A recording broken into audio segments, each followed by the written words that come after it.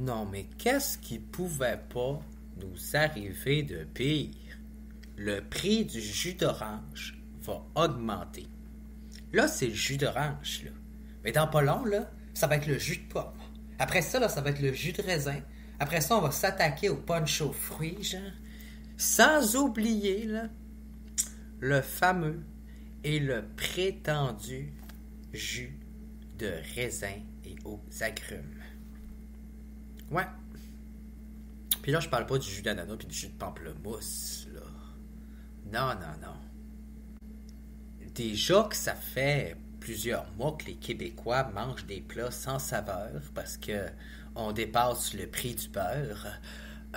Vraiment, on commence à être écœuré là, de manger nos petits légumes sautés dans l'huile. C'est bien bon, l'huile de canola. Mais faut pas oublier que les champs de canola sont en train de faire disparaître les forêts partout dans le monde. Donc, l'augmentation du prix du beurre, c'est pas une bonne nouvelle pour l'environnement, genre. Ça fait qu'à chaque fois qu'une famille québécoise refuse d'acheter du beurre parce que le beurre est rendu démesurément trop cher, ben, on avantage la déforestation et l'expansion des champs de canola en utilisant une huile quelconque pour justement remplacer cette utilisation anti-adhésive du beurre. Donc, aussi bien dire au diable la cuisine française, hein, parce que si on éclipse le beurre de l'équation, puis de notre frigidaire, puis de notre épicerie, puis de notre cuisine, ben, il reste pas grand-chose des bases de la cuisine française. Puis on va se dire les vraies choses, c'est pas la margarine qui remplace du beurre. Quand on sait que tu peux oublier ta margarine pendant 10 ans dans ton garage, puis qu'elle va rester bien pareille, là, ben, il y a des choses à s'inquiéter sur le fait de est-ce que c'est naturel cette affaire-là ou si c'est pas du plastique qu'on mange. Bon, je veux pas exagérer, surtout pas aujourd'hui au sens critique, mais vous savez tout ce que j'en pense. Bienvenue au sens, le sens critique. Critique. On accuse constamment les Québécois d'être des suprémacistes blancs, racistes. D'un côté, on accuse une gauche radicale, d'un côté, c'est la faute d'une droite radicale.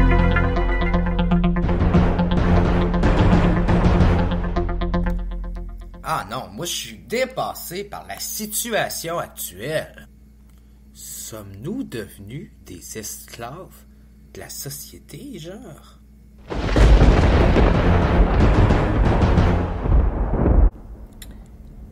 En fait, ce que je devrais dire aujourd'hui au sens critique, en direct de Québecwood, sur ce podcast qui parle de sujets politiquement incorrects et politiquement incorrects, c'est est-ce qu'on est rendu esclave des compagnies de l'alimentation et du panier d'épicerie?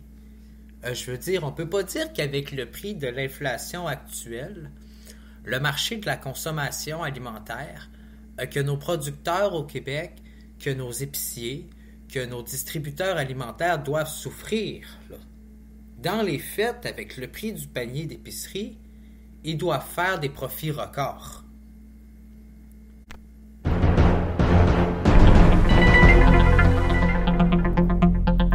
C'est clair. Pour moi, ça semble clair. C'est clair que si on fait quelques recherches, on peut voir dans quelques articles de journaux, des journaux nous dire que les compagnies d'épicerie, que les épiciers, que les distributeurs ont fait beaucoup d'argent un peu ces derniers temps avec la pandémie, qu'en fait leurs profits sont en hausse. Leurs profits sont totalement en hausse pendant que les revenus des Québécois puis des familles est en train de s'appauvrir avec le prix du panier d'épicerie. Ça, c'est la réalité actuelle en ce moment au Québec.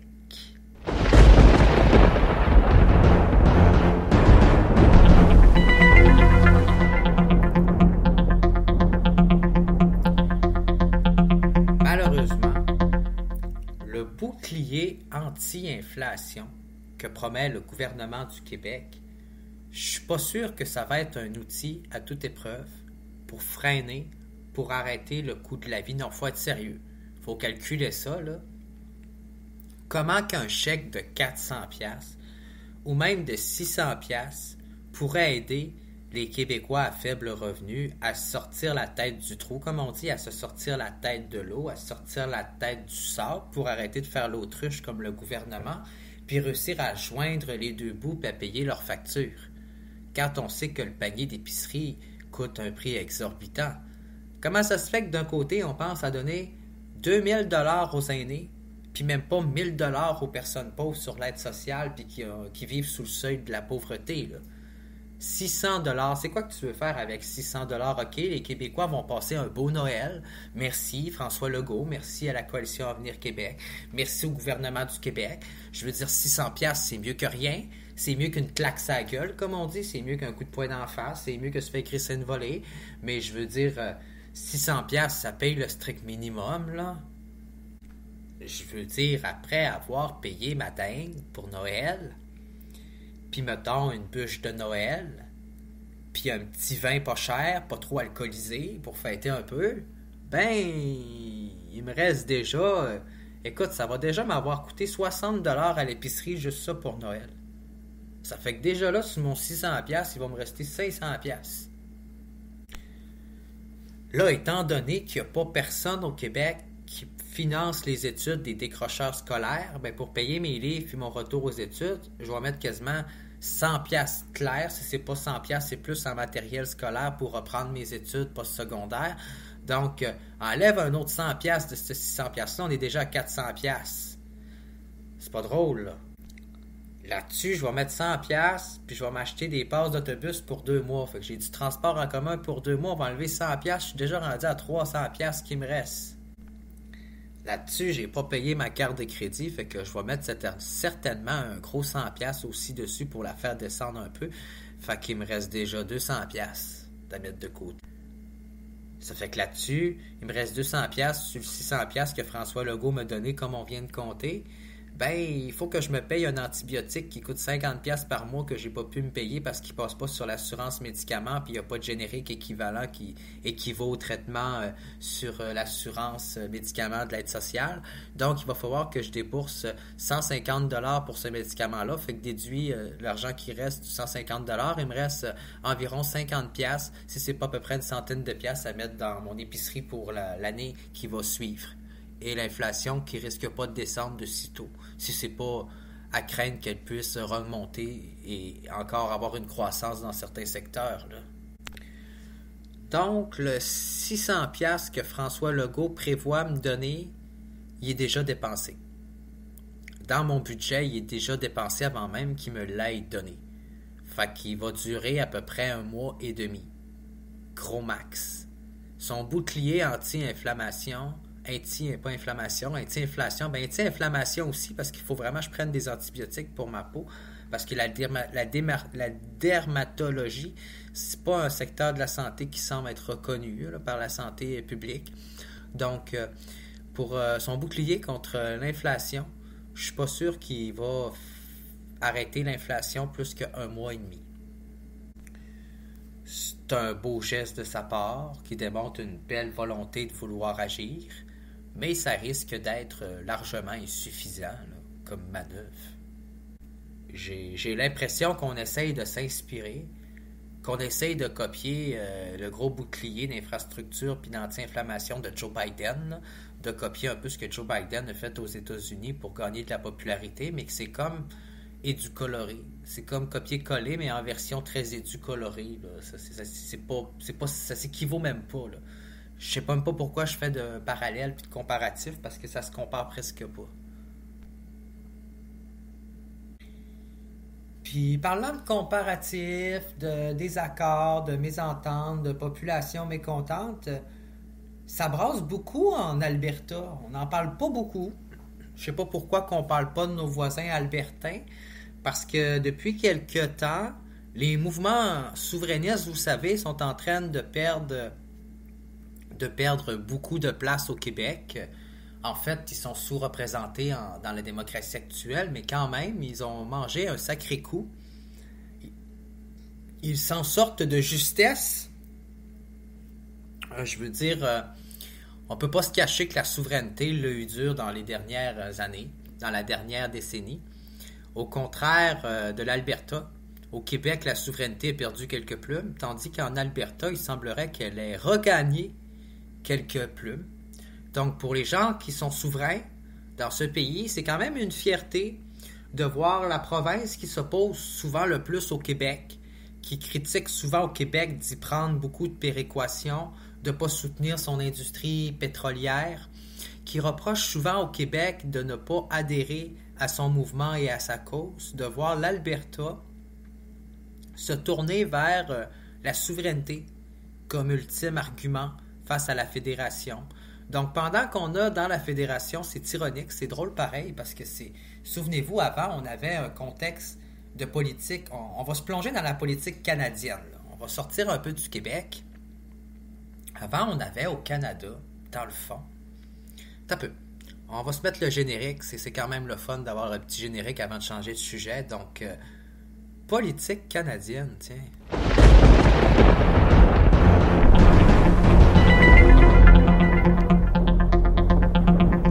D'un côté, on accuse une gauche radicale, d'un côté, c'est la faute d'une droite radicale. Donc, politique canadienne. Vous savez, avant, on avait un Québec plus souverainiste, plus divisé dans la Fédération canadienne.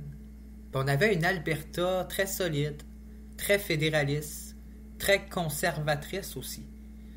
Et là, on a assisté dans les derniers temps à la chute de la crédibilité du Parti conservateur. Le Parti conservateur qui a subi un choc face au gouvernement de Trudeau, face au libéral. Face à ce choc, il a perdu beaucoup de cartes dans son château de cartes. Son château fort est tombé. Il a perdu beaucoup de pièces. Beaucoup de soldats sont tombés face au mur libéral. Les libéraux qui avaient perdu des plumes pendant une décennie, qui ont retrouvé toute leur gloire, comme on dirait. Et là, le Parti conservateur du Canada semble un peu perdu. On dirait qu'il erre sans but, il ne sait plus quoi faire. Il nage dans des mouvements extrémistes, antiféministes, misogynes, qui parlent en mal de la transidentité avec des valeurs très théocratiques et religieuses. Le mouvement conservateur du Canada va-t-il aller chercher la crédibilité qu'on pense avec un audimat, avec des électeurs, avec des pensées qui frôlent l'extrême droite, qui frôlent un extrémisme identitaire, qui rentre en opposition contre la culturalité, la multiculturalité, l'interculturalité, appelez cela cette chose comme vous voulez. Il y a plusieurs analystes politiques, plusieurs personnes qui semblent dire que le Parti conservateur du Canada rend service aux libéraux en faisant ça, puis se tire un peu lui-même une balle dans le pied, là. C'est comme un policier un peu newfie qui saurait pas pantoute quoi faire avec son fusil, là. Donc, on peut dire que la crédibilité du Parti conservateur est gravement atteinte dans un contexte de guerre, de crise économique, de sortie d'une crise post-pandémique qui a fragilisé le système de santé. Comment il va gagner la crédibilité face au mouvement libéral et les progressistes dans une société qui a tellement d'enjeux de gauche qui se jouent sur une question où finalement, quand on regarde dans le passé, c'est des réformes libérales, c'est des mouvements, c'est des partis libéraux et c'est des anciens premiers ministres libéraux qui ont répondu à la demande dans ces domaines-là. Je veux dire, le système public au Canada, gracieuseté du Parti libéral du Canada, gracieuseté des mouvements progressistes. Les valeurs environnementales, la transition écologique, ça n'a jamais rentré dans les priorités du Parti conservateur du Canada. Je veux dire, bien que les industries pétrolières aient fait pendant longtemps la fortune et la richesse du Canada et de son économie, cette économie aujourd'hui est dépassée. Fait que tout parti qui va chercher à l'entretenir va se retrouver défavorisé dans le vote vert et le vote populaire des élections. On est en pleine guerre. La guerre fait rage dans notre pays. On n'a pas envie d'avoir un gouvernement dans le monde dans un état de guerre, qui est en crise, qui est en peur, qui est en état d'alerte, d'avoir un gouvernement aussi pro-guerre et un gouvernement aussi agressif et attaquant que le Parti conservateur au pouvoir du Canada, quand on sait que c'est le Parti libéral du Québec qui a entretenu pendant des années les relations diplomatiques à travers le monde et que pendant le règne de Stephen Harper, du Parti conservateur, ben c'est pas compliqué, là. Je veux dire, nos relations démocratiques dans le monde se sont tellement détériorées qu'on avait quasiment oublié le Canada aux yeux du monde. Vous savez, on peut rire, on peut accuser Justin Trudeau de tous les torts, on peut rire, on peut réellement rire de lui, mais s'il y a bien quelque chose qui fait bien aux yeux du monde, c'est d'instaurer des relations diplomatiques qui vont nous servir, qui vont nous rendre service, qui va développer notre économie, nos relations diplomatiques, qui va organiser les organisations mondiales internationales à travers les pays, les puissances mondiales et les plus grandes institutions et les personnes qui peuvent le plus agir et se mobiliser en conséquence, ce qui compte également le Canada. Il faut arrêter de se compter parmi les petits, puis réaliser qu'en termes de grandeur, notre pays est grand. On joue déjà dans les grands, on joue déjà dans les grandes cartes. Oui, le Canada est un petit pays en termes de développement par rapport à certaines villes. On ne peut pas se comparer aux États-Unis, comparer à certains pays. On a des métropoles, on a des grandes villes, mais on est plus régionalisé, comme je dirais. C'est bien comme modèle de développement. On vit sur des grands espaces et ces grands espaces, ces ressources naturelles, ces grandes villes qui se développent en régionalisation dans ces grands espaces, ces petites villes qui s'étendent à perte de vue, ces champs, ce développement forestier, ces ressources naturelles, ces minéraux, tout ça, ça nous classe dans les grands acteurs et dans les plus grands enjeux du développement du 21e siècle et même du siècle futur et du siècle à venir, le 22e siècle. Mais il est clair qu'on n'entrera pas dans une nouvelle ère, qu'on ne fera pas de transition vers une époque de développement durable avec un gouvernement conservateur avec la mentalité actuelle. Vous savez, on ne peut pas comparer la politique du Canada avec la politique du Québec. Je veux dire, c'est deux mouvements différents, c'est deux réalités différentes, c'est deux catégories d'électeurs qui divergent totalement. D'une province à l'autre, c'est une réalité différente, puis quand on englobe tout ça, puis qu'on met tout ça dans une fédération ensemble, ça donne un résultat totalement différent de la réalité d'une province à l'autre, là. La raison pour laquelle actuellement la souveraineté est au plus bas, selon moi, au Québec, c'est un contexte de guerre.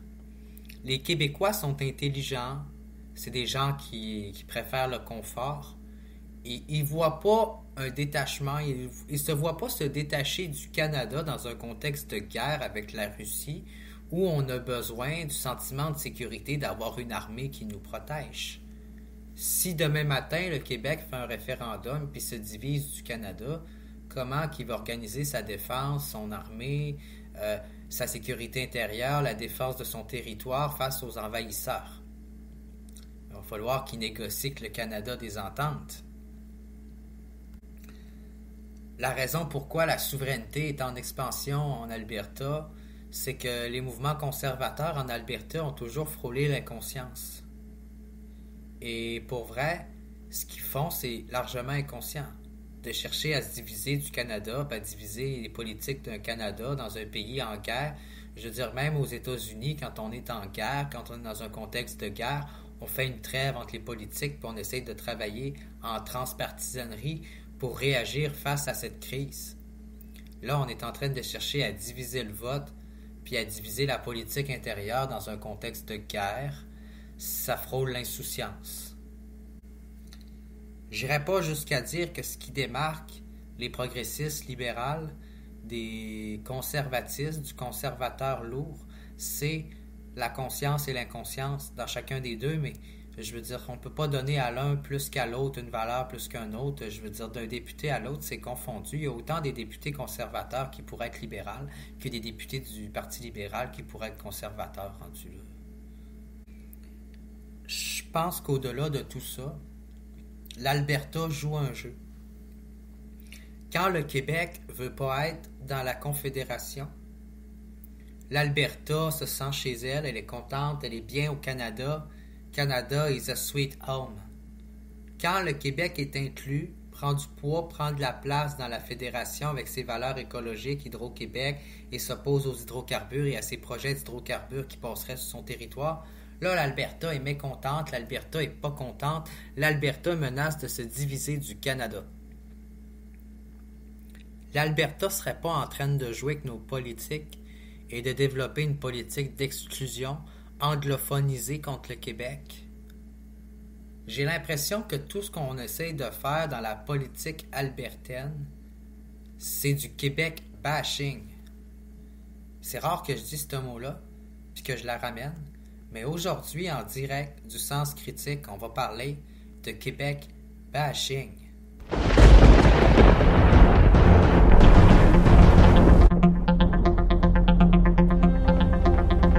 Bienvenue au Sens, le Sens Critique. On accuse constamment les Québécois d'être des suprémacistes blancs racistes. C'est un peu ça qui arrive. On accuse constamment les Québécois d'être des blancs suprémacistes. Premièrement, on n'est pas. On va dire la vraie chose. Les Québécois, c'est pas des blancs suprémacistes racistes, ils sont beiges. Donc, c'est des beiges racistes suprémacistes. Ils sont pas non plus racistes et suprémacistes, mais c'est pas grave. On va leur donner ce point-là parce que j'ai pas envie de rentrer dans un débat dans lequel il n'y a aucune crédibilité à la base. Tiens.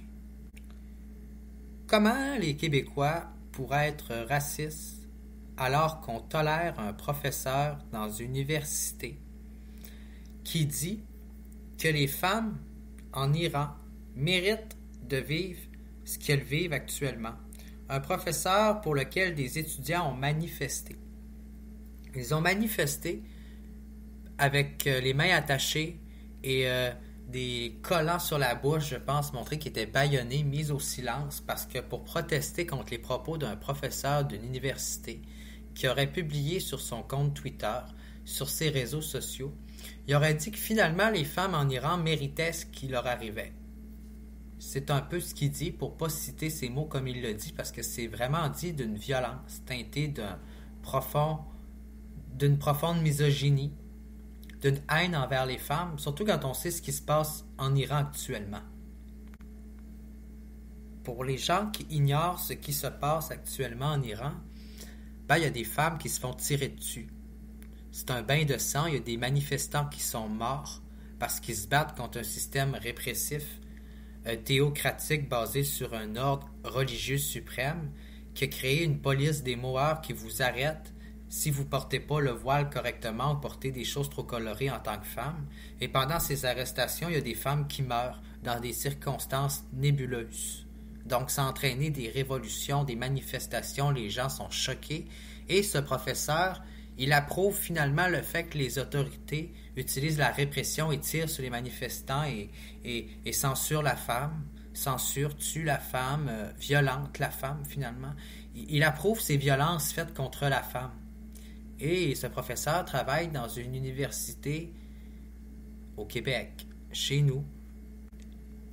Mais le pire dans l'histoire, c'est que dans la même université, on a censuré un professeur, on a boycotté un professeur, on voulait retirer le professeur de son poste, on a réprimandé un professeur, on a fait un scandale sur un professeur qui avait cité un mot qui avait fait réagir dans un livre, dans un ouvrage, qui avait cité un titre de livre historique avec un passage qui citait le mot en haine, un mot porté vers le préjugé racial utilisé à une époque où les personnes de couleur vivaient encore des principes de l'esclavagisme dans les champs de coton, dans le sud des États-Unis, un peu partout dans le régime colonial anglophone des Britanniques, parce que souvenez-vous que les francophones, la France, est l'un des premiers pays à avoir aboli l'esclavage. Donc, c'était pas la même réalité en France à cette époque, c'était surtout dans les colonies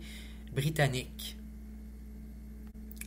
Donc, pour tous les gens qui nous écoutent aujourd'hui en direct, je vous annonce que les principes d'esclavage ont été abolis en France bien avant les colonies anglophones et britanniques.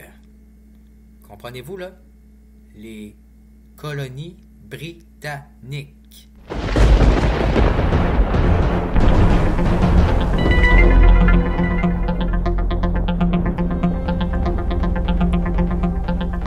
Bienvenue au sens, le sens critique.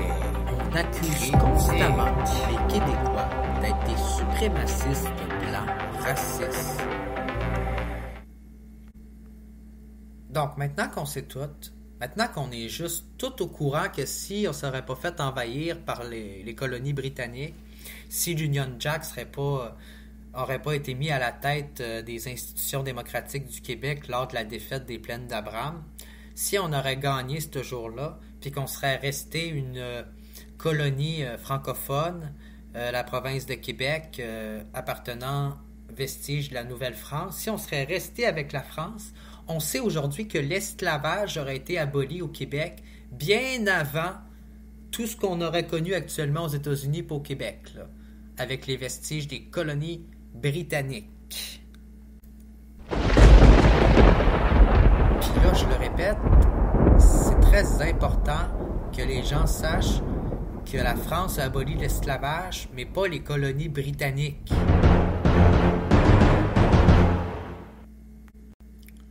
Donc aujourd'hui, quand on accuse les Québécois d'être des racistes, alors qu'ils laissent entrer des centaines de personnes dans leurs frontières, dans leur pays, qui veulent même pas parfois apprendre le français, tout cas du moins qui s'ostinent contre les projets de loi pour plusieurs, qui contestent des projets de loi pour plusieurs anglophones, qui mettraient le français en valeur au Québec puis qui protégeraient la langue française, puis de voir des immigrants, des personnes de première, deuxième, troisième génération, whatever, peu importe, là, on ne jouera pas cette carte-là là-dessus, peu importe. De voir des personnes d'origine multiculturelle, multiethnique, dire des propos misogynes envers la femme, dire des propos qui vont de la philosophie, comment je pourrais dire, du cliché, du stéréotype de leur propre culture.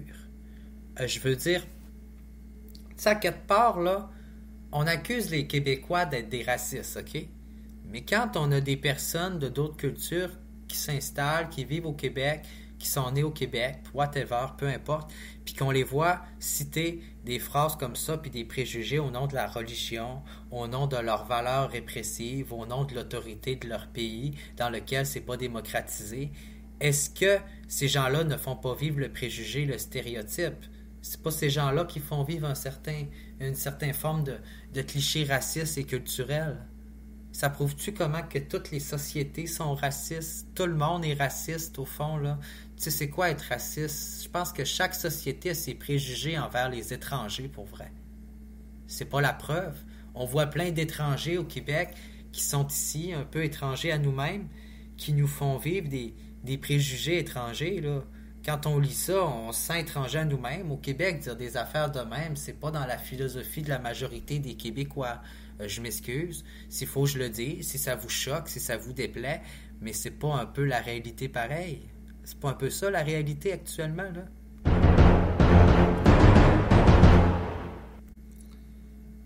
Vous savez, c'est quand même ironique.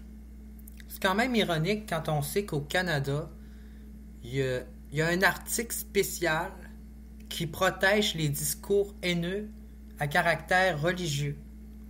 Mais il n'y a rien dans le fond qui protège un politicien, il n'y a rien qui protège dans le fond une politique, il n'y a rien qui protège un animateur radio, il n'y a rien qui protège un historien, il n'y a rien qui protège finalement l'histoire, il n'y a rien qui protège la documentation sur les propos, mettons, qui seraient à caractère ou vu haineux, mais par rapport à un vestige ou par rapport à un sens démocratique.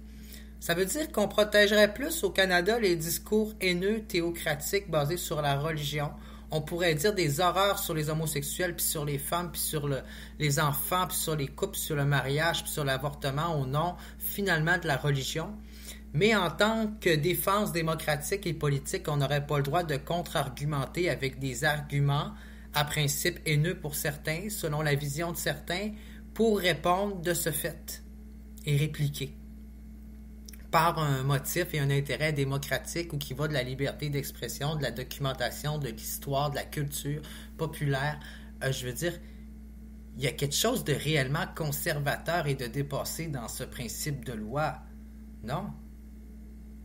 Parce que ça, c'est le journal La Presse qui avait remis ça en question dans un article ça fait longtemps qui est passé sous le regard et la vigilance du monde. Et la presse remettait en question le fait si on devait revoir l'exception des discours haineux et religieux dans la défense constitutionnelle. Si finalement le Canada devrait retirer cet article, moi ce que je pense, c'est pas le fait qu'on devrait retirer cet article. Le fait de ce que je remets en cause et en question, c'est le fait qu'il n'y a pas de contrepoids, il n'y a pas d'équilibre, il n'y a pas de contre-opinion qui est défendue par rapport à ça. Je veux dire, on laisse les gens dire ce qu'ils veulent par principe religieux et leurs croyances religieuses et spirituelles. Mais quand il s'agit de la démocratie, quand il s'agit de la culture populaire, quand il s'agit finalement de l'éthique et de la moralité, on ne peut pas répondre de ce fait par les mêmes arguments et la même défense, et se défendre de ce fait, par ce même motif. Comprenez-vous? Il n'y a pas d'égalité. C'est comme si la religion avait le droit de dire ce qu'elle voulait au-dessus de tout le monde, sur n'importe qui, sur n'importe quoi, puis qu'elle était toujours protégée de ce qu'elle pouvait dire.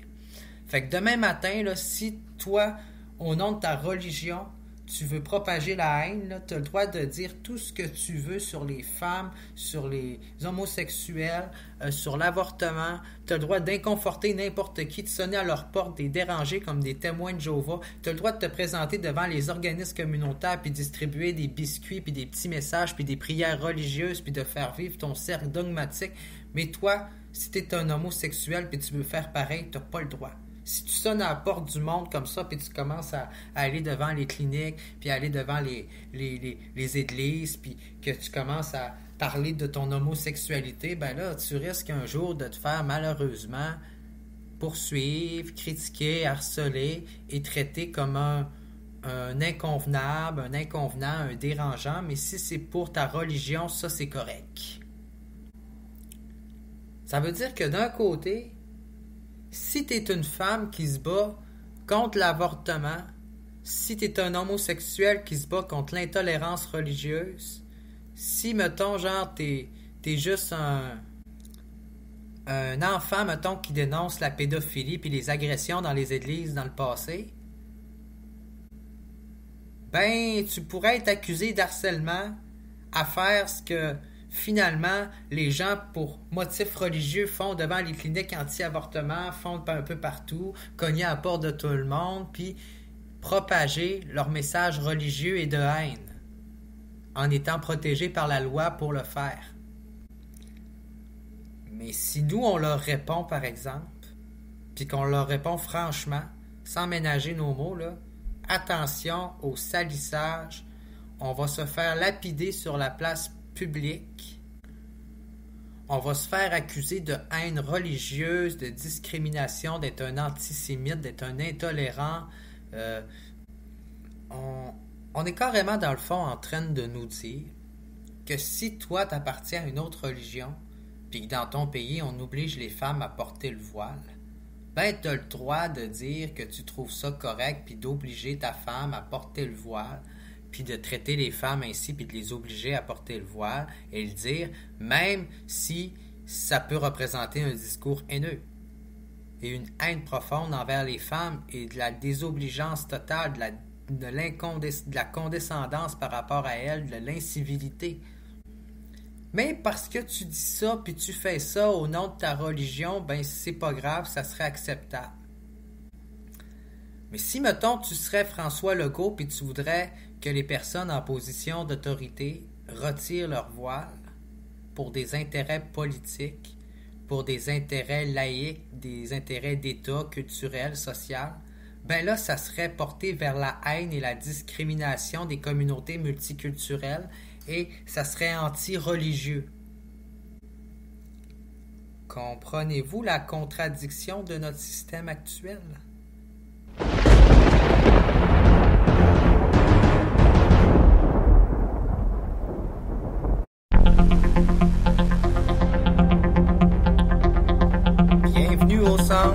sens Critique constamment les Québécois d'être d'être suprémacistes blancs, racistes.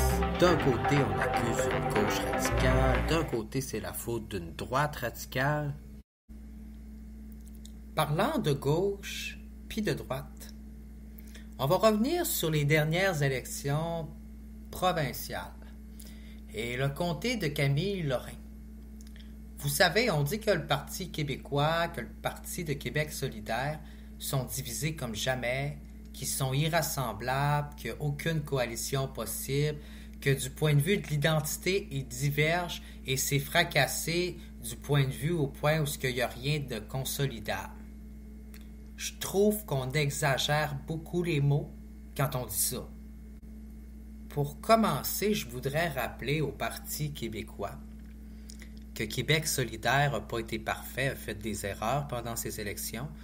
Il y a eu des vols de dépliants, des vols de pamphlets qui ont été une bénédiction pour faire un scandale pour le Parti québécois, pour montrer Québec solidaire comme un outil de propagande de gauche et de censure des programmes politiques de droite.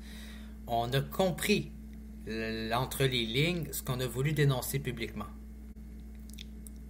Il faut quand même réaliser de ce côté-là que Québec solidaire aurait pu garder sa candidate et aurait pu ne pas retirer la candidature solidaire de Camille Lorrain et aurait eu probablement autant de chances de ravir la circonscription. On ne le saura jamais parce on n'a pas demandé aux électeurs. Québec solidaire a retiré sa candidature. Il n'était pas dans les choix de vote. Donc, on a donné une chance énorme au Parti québécois d'être élu dans Camille Lorrain et de faire élire leur chef. On leur a donné une élection pour leur chef sans diviser le vote, finalement le vote des souverainistes, parce qu'on a totalement donné, sans dire aux souverainistes explicitement de voter pour le Parti québécois. Mais quand Gabriel Nadeau-Dubois a dit devant TVA Nouvelles qu'il ne dirait pas pour qui voter, qu'il faisait confiance aux électeurs, il est évident qu'en éclipsant Québec solidaire de l'équation, tout le monde est allé voter dans les souverainistes, dans le camp souverainiste pour le Parti québécois puis pour le chef Paul Saint-Pierre Plamondon qui s'est présenté dans Camille Lorrain. Je pense que le Parti québécois doit une fleur à Québec solidaire. Je pense qu'il en doit plus qu'une, mais bon. En se présentant comme l'alternative à François Legault, Québec solidaire a affronté directement François Legault. Ça a épargné un peu le Parti québécois des attaques directes du premier ministre. En s'attaquant aux électeurs du Parti libéral du Québec, Québec solidaire a ainsi protégé le Parti québécois.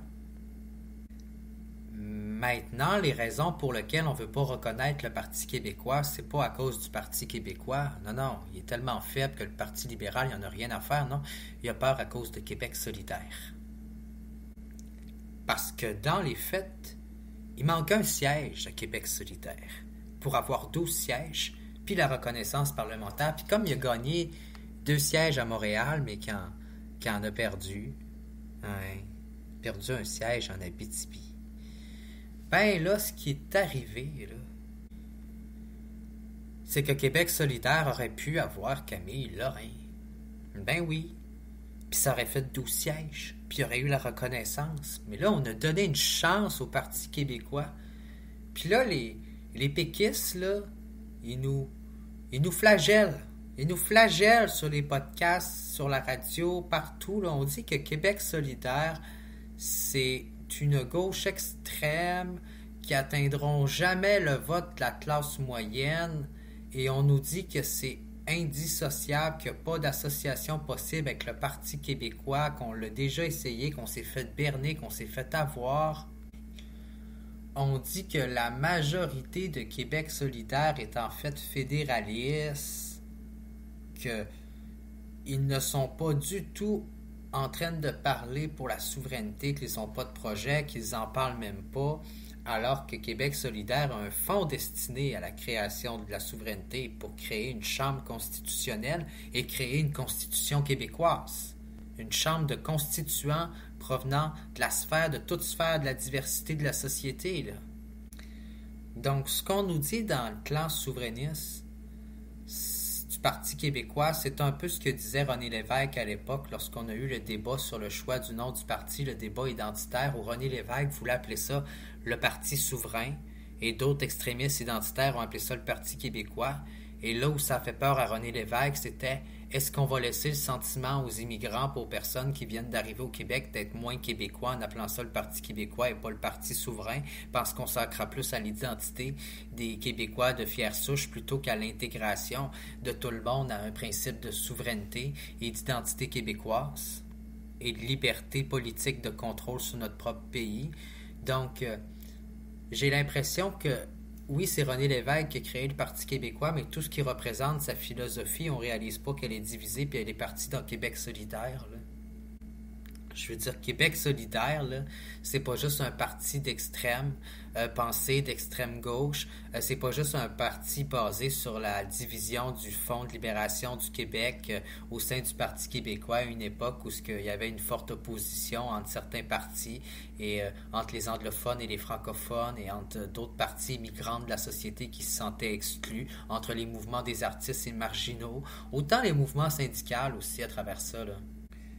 Ce que j'entends quand on me dit ça, c'est que le Parti québécois nous dit ben, Québec solidaire, c'est l'héritage du Front de libération du Québec, c'est des terroristes de gauche, c'est des extrémistes, on ne veut pas être associé à ça, on les a toujours exclus, on les a jamais trop voulu dans le Parti québécois, on s'est dissocié de ça, qui restent dans leur nébuleuse perception de gauche, marginale et anarchiste. C'est ce qu'on est en train de dire un peu. On peinture les gens de la gauche comme une classe d'anarchistes qui frôlent le désordre. Alors que d'associer l'anarchie au désordre, ça n'a pas de lien ni de sens direct, là.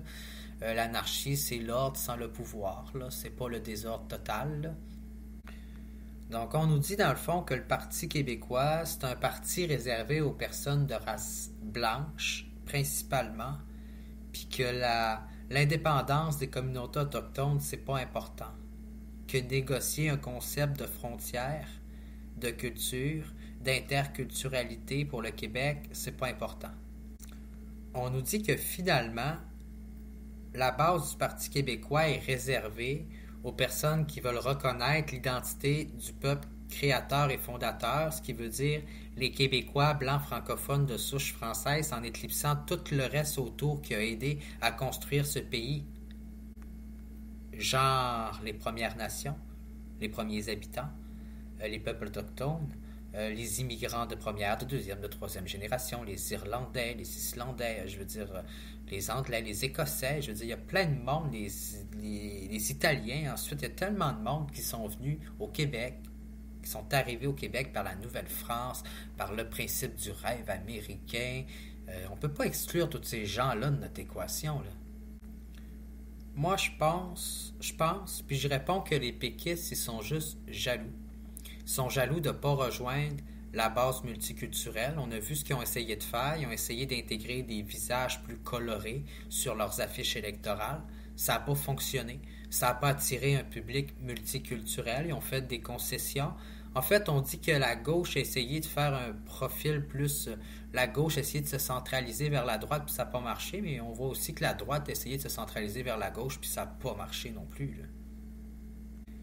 Je pense qu'au bout du compte, ils sont juste vraiment fâchés parce que Québec solidaire leur a volé leur majorité. Leur a volé la chance de peut-être faire un gouvernement minoritaire ou majoritaire comme autrefois, a divisé le vote immigrant et culturel qui revenait avant au Parti québécois, un vote majoritairement souverainiste.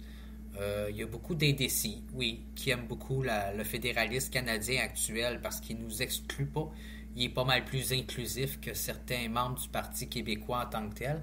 Donc, c'est normal que pour certains immigrants au Québec, il y ait une réticence puis une peur à vouloir faire un pays, puis à voter pour la souveraineté que le Parti québécois, parce que pour de vrai, c'est vrai que le fédéralisme canadien est beaucoup plus inclusif. Donc, je peux comprendre que certains immigrants aujourd'hui soient plus fédéralistes, penchent plus vers le fédéralisme, mais ça ne veut pas dire qu'un jour, ils ne voteraient pas pour un oui, puis que ce ne seraient pas des gens autant souverainistes dans un Québec et un pays pas mal plus inclusif.